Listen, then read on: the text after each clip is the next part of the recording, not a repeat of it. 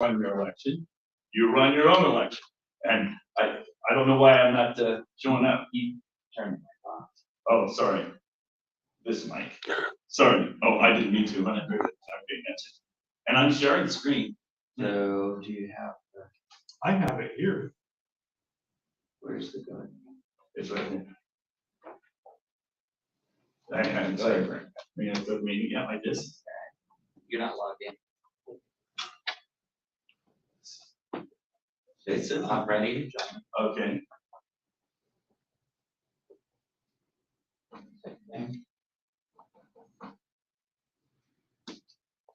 Already showing up there, so I thought. Yeah, because there is a icon in the lower left-hand corner that says Dr. Oh, okay, then go back to the one on the one on the top, the G. Yeah. Sorry. Now we got them stacked. Wow, it's like quality mirrors. Yeah. And share screen. I hate to be a stickler for process, but that is kind of my job. This is an item not on the agenda, so Why don't you late do it? agenda item. I just want to make sure we're following the Very good. I move that we allow this late agenda item. I second that. Okay, all in favor? Aye. Thank you, Councilman. She has to make me a presenter. Do you have this presentation? It's not working. I gave you copies. This is paper copies. Yeah, Where's that? we have paper copies, but we also have it on email. So, Bobby, do you want to make me a presenter? And I can. Do you have the presentation? I do have it. Yes. Okay. No, I got it right here. Okay. Okay, so you made me a presenter and I need to share my screen. Share. There it is. There's You can go ahead and your PDF. I'll go full screen on it. yeah. All right. Still doesn't show up there though. It's still not showing there. Wonder why. Why is he left here? Well, but we were hoping to get it on the recording. Yeah, Well, that's can the we point. record from here? I mean, if I'm showing and we record, you can sit here and do that. No, that's not the objective. The Well, objective. but it's not working for Rod, so probably. Wasn't working for Rod, wasn't working for me either, so it's probably on that somewhere over there. So, let me see. Don't you love electronics? This is how we run an election. Yeah, wonderful. Yeah. You just need to close and reopen the screen that isn't showing. Oh, okay. All right, well, let me, that's what Mark Blocker says. Okay, so Close, which, stop sharing. Click on the share button. okay, stop sharing, Then share. okay, Okay, then click on the link. okay, entire screen and share. Well, it's still not working. Oh, my shoes nuts. Oh, so it's on yours, so it's in the meeting now. Bobby, are you bring down everyone? It's because it's not a camera, that's why. Do like everyone.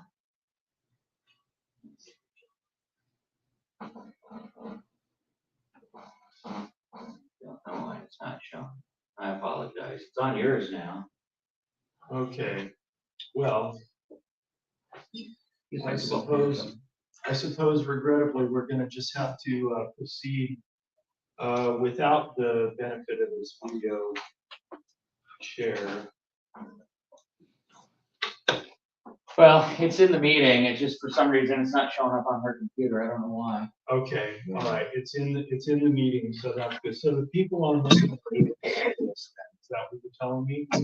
Okay, very good. So let's just move through it then. Sure. Sorry to the people in the room. This is not a question and answer time. I'm sorry.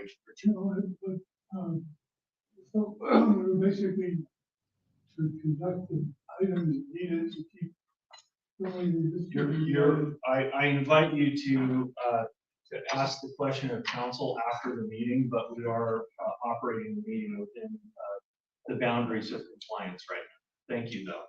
Dr. Frank. Thank you. The outline that I put there just kind of summarizes in a nutshell what I was going to go over with you. As you mentioned, I'm Doug Frank. I'm a scientist. I have 60 scientific peer-reviewed publications, cover articles on the leading journals in the world, including a Nobel Prize nomination in chemistry in 1990. Real scientist, real mathematician, real statistician. And I just tell you that so you realize I'm just not an average credentials. I have certain objectives in Oregon. I've started movements in several of the counties here. I'm just telling you right out front, everything's transparent. My goal is to have all the local counties run their own elections.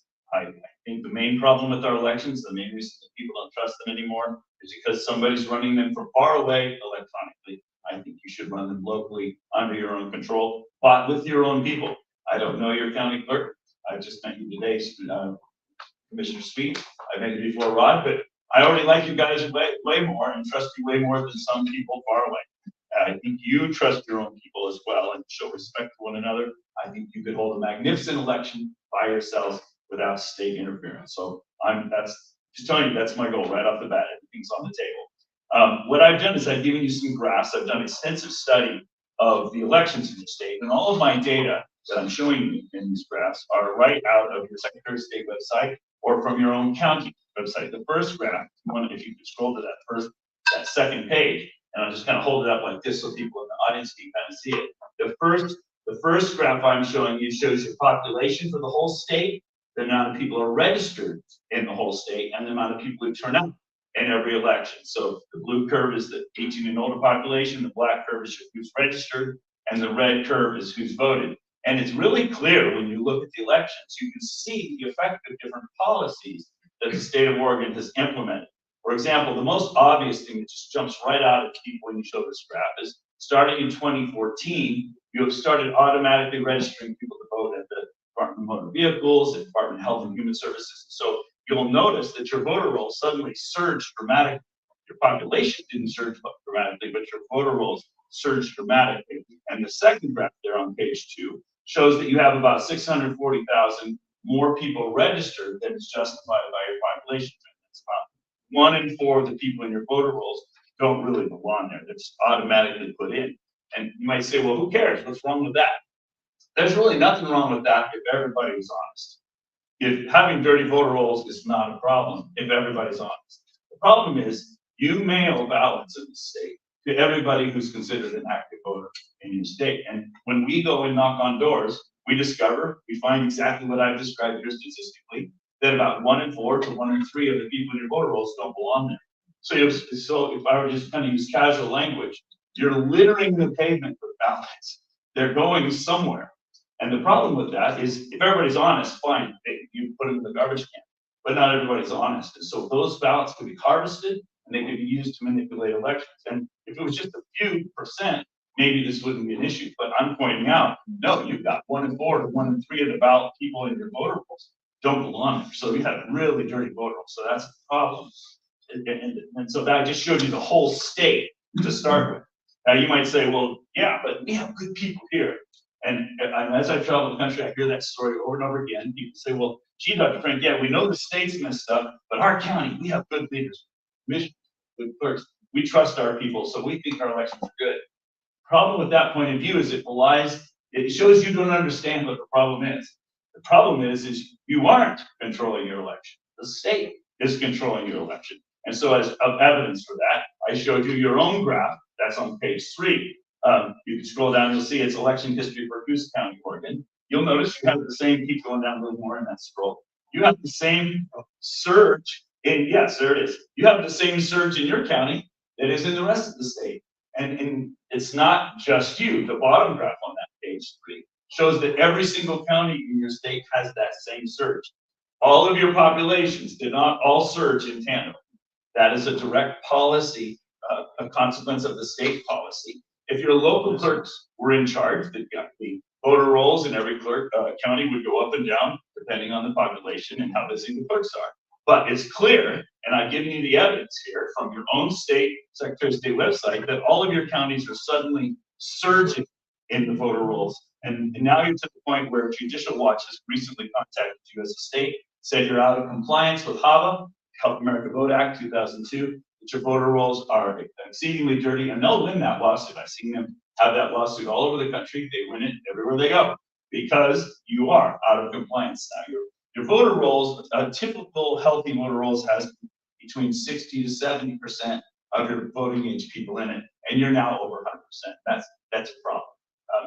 In other words, that tells you right there, if a healthy voter rolls is up, conservative, healthy voter rolls has 70% of your voting age people in it, and you have 100, well, there's your 30. That's the 1 in 3 to 1 in 4 I was talking about. So the statistics verify that, and historical precedents justify that. I'm gonna pause you right there just a moment. Yeah.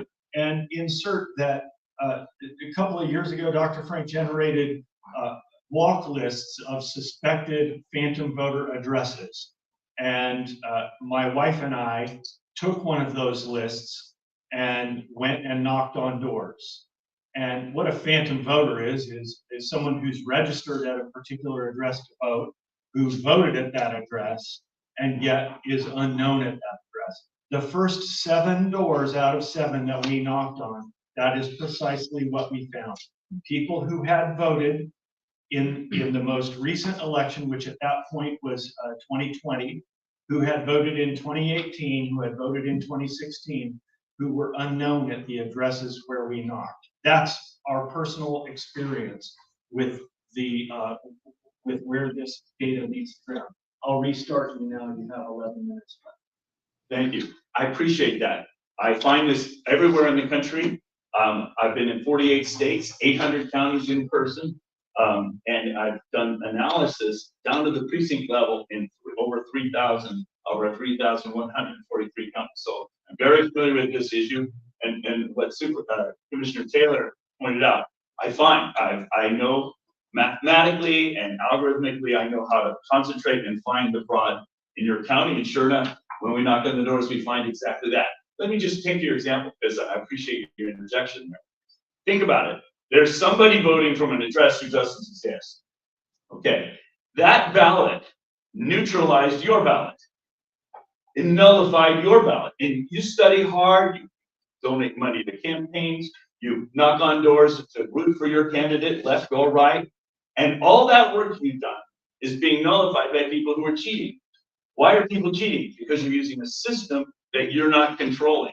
If your clerk in your community is controlling your own election, you can defend your own election. The problem is the way the state system runs. It opens it up to people who are good at computers. I can hack into your election from my basement in Ohio, and I can manipulate your elections from my basement in Ohio.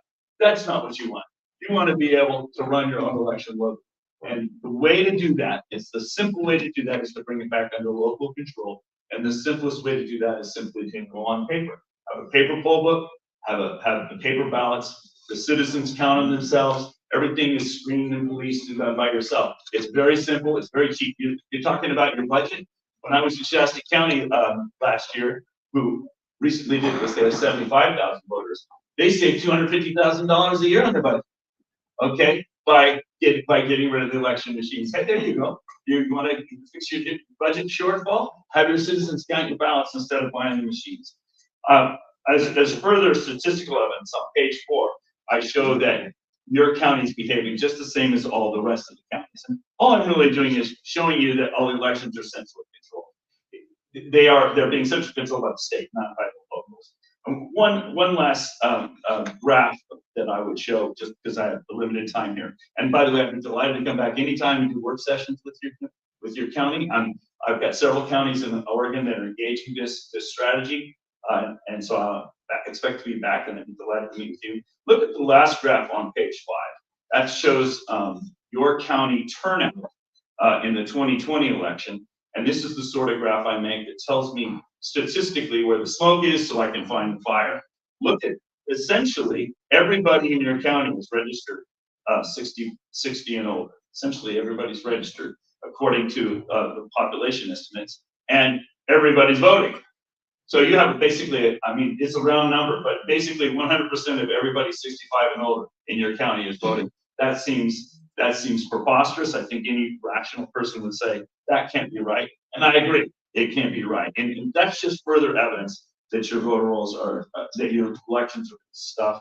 And I could go into long discussions about it, but the bottom line point is that your elections are not under your control, they're under control by somebody else. And the statistics show that because they're under control of somebody else, I can predict every election in your state, which is a preposterous situation.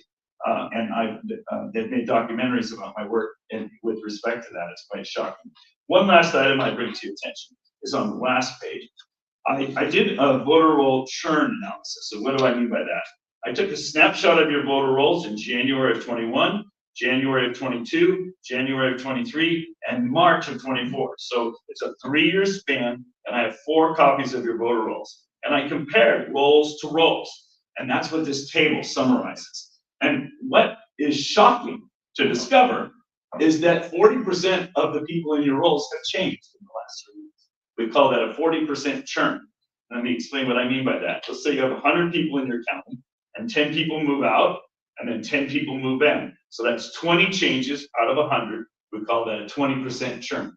Well, in your county, you have a 40% churn in a mere 3 years. Does that make sense to people? That doesn't seem natural. It doesn't seem natural. And in your county, I mean, it's 2 out of 5 people moved in and out. If you have that much transience in this community, it seems pretty high to me. But nevertheless, also, and I pointed that out here, that you're missing about 13% of the people who actually voted in 2020 are no longer in your rolls. So the rolls, by churning them like this, what happens is it kind of cleans up the fraud. Over time, you're removing the people from the rolls who are not real voters who voted. So like when you knocked on doors, those people are probably not in the rolls anymore, okay, but they were then. So if you use a current copy of the rolls to try to check the integrity of your elections, you'll miss the important evidence. So that's why I use multiple copies over time to show you who's moving in and moving out. And I love this sort of analysis if I meet with your clerk next time I'm here. Most clerks look at this and they'll say to me, Dr. Frank, that's not possible. I don't nearly have that many people or remove that many people from the rolls.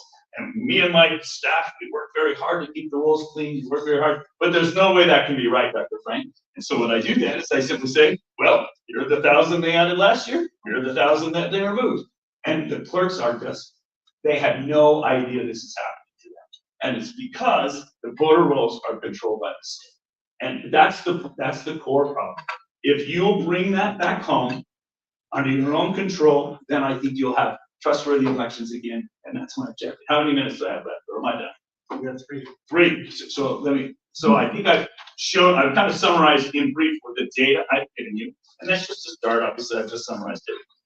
The next objection that will happen is your county clerk will say, well, gee, Dr. Frank, I appreciate your trust in me. I appreciate your trust in our community, but we have a problem. What's that problem? Well, the Secretary of State says we have to do it by these rules. Well, actually, you don't have to follow the Secretary of State rules. I'm not asking you to break any laws, I'm not asking you to be rebels. I'm simply saying, if a system violates your constitutional rights, you are under no obligation to comply with that system. So, for example, today I've noticed some gentlemen wearing their sidearms, and I applaud you for that. And I applaud you for allowing that in public. That's an excellent thing. Now, that's a Second Amendment right. What if the governor suddenly says, we're going to not allow that anymore, we're going to confiscate all this? Well, you're under no obligation to comply with that law or that rule. Why? Because you have a higher law that you're complying with. You have a constitutional right for that. So it's the same way with our elections. You're under no obligation to follow any laws or any policies that violate your constitutional rights. And these elections are violating your constitutional rights. You've knocked on the door and confirmed 7 people you found with just a small list I gave you. Every one of those disenfranchised one of your citizens from their constitutional rights because their ballot was stolen from them. All that research work they did, all that they took the time to vote. They were responsible citizens. It was disenfranchised from them. So that also puts an onus back on you guys because now if you support a system that's disenfranchising your citizens from their constitutional rights, well, that's about, now you're on the hot seat. So I recommend to you that you join other counties. We're assembling several counties that are all at once going to say, we're not going to use the state system anymore. We're returning it to local control, and anybody can monitor it. Anybody can check us. We're not hiding anything. We just want to do it local control. That way we can stop the disenfranchisement of constitutional rights from our citizens. That's the goal. That's what I'm here for. And this is really just kind of an introduction to I guess I'm sort of showing you the future. This is where we're going over the next several months. And hopefully I'll be speaking to you again, or your citizens will be coming to you with more evidence and more strategies to help you do that. I always tell commissioners, we're not asking you to stick your necks out. We're not asking your clerk to stick your neck out. We're not asking your sheriff to stick his neck out. What we're asking is that the citizens wake up, engage the discussion, and take back control of their elections. It's not a Republican-Democrat issue. It's not a left-right issue. For 3 years, Hillary Clinton and her campaign were complaining about the Russians hacking our elections, and our elections being stolen from us. Now the Republicans are doing it. What are we going to do? Just keep going back and forth, screaming at each other? I think that's a mistake. I think we should take back local control. We trust our own elections. We trust our own people, and that's the right way to go. That's very good. How'd I do? Thank you, Dr. You're very welcome.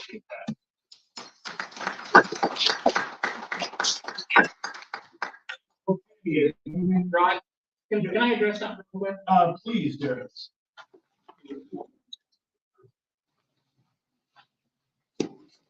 My name is Darius Goodler. I'm an IT director for Coos County. I want to address the comment Dr. Frank said he could hack our elections from his basement in Ohio. He cannot. By design, the county's election system is an offline system. It's not reachable and outside the walls of the election office. So that's,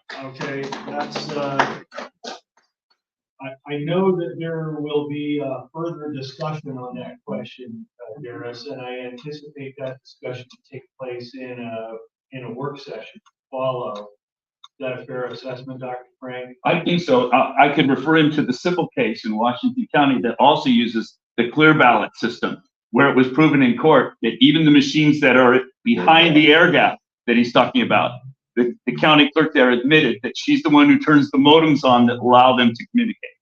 We don't have modems. Plus, we lose custody. You may be able to hack the state system. You cannot hack ours from the basement in Ohio. Phil? I was, good, I have to come up there. Just go from there. I would think we listened to him. We should have some kind of debate or reply to that, because there's a lot of stuff that I see is not kosher. Well, okay, so I'll refer again to a future work session. We'll have a more extended opportunity for some of that back. May I make one more comment real quickly? Yes. I promise to keep it quick. One of the ways that commissioners address this issue, because it generates a large discussion, and he has a valid point, we need to address it together. Yeah. A lot of times I see commissions, and I put this in my recommendations to you, that you set up an election commission. You guys appoint a commission. That way, all these points of view can come out and they can be explored, and you don't have to explore them in a public meeting like this. So many counties across the country, commissioners in your situations appoint an election commission, and then you can air and explore all these questions. So I would recommend that to you. Great idea. Thank you very much. So I'm going to move on here to item 4B, intergovernmental agreement number 10006-9 with Oregon Health Authority. Good morning, Mr. Rowley. Good morning. Mike. Okay, so this bill requested to enter into an agreement with the state of Oregon to furnish public health services. $1.3 million. That'd be a presentation. Yeah, I can send you the PDF. okay. All right. Sorry that didn't work, folks. Let me step out here. We just listened to Dr. Frank testify, and we weren't able to have the screen present the graphs on the screen. And so we will be doing this in a work session, and I'll be posting this on my website, the different charts, the different graphs that Dr. Frank has developed.